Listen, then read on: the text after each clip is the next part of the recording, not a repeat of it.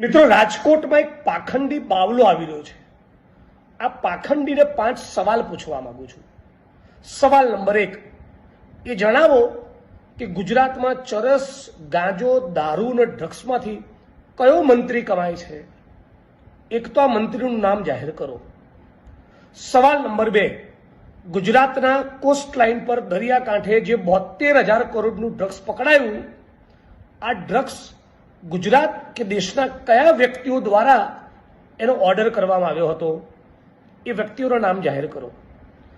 સવાલ નંબર 3, જે વિશ્વગુરુનું નામ એપ્સ્ટીન ફાઇલ્સમાં આવેલું છે, એ વિશ્વગુરુની સેક્સ સીડી શું અમેરિકા જોડે પડી છે? એ વાત સાચી છે?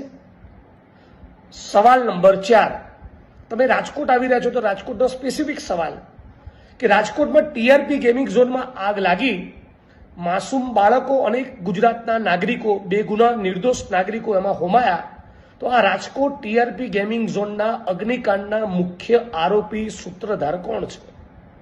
અને છેલ્લો સવાલ, સવાલ નંબર 5, રાજકોટના આઈપીએસ અધિકારી બાંગરવાએ રાજકોટના કયા પ્રતિષ્ઠિત ન્યુરોલોજિસ્ટને, ન્યુરોસર્જનને મા બહેનની ગંદી, અભદ્ર, અશ્લીલ ગાળો બોલી હતી અને પછી એવી ધમકી આપી હતી કે હું કહું એ પ્રમાણે નહીં કરે તો 1 વર્ષ માટે ખોટા કેસમાં તને અંદર રાખી દઈશ? આ ડોક્ટરનું નામ જાહેર કરો.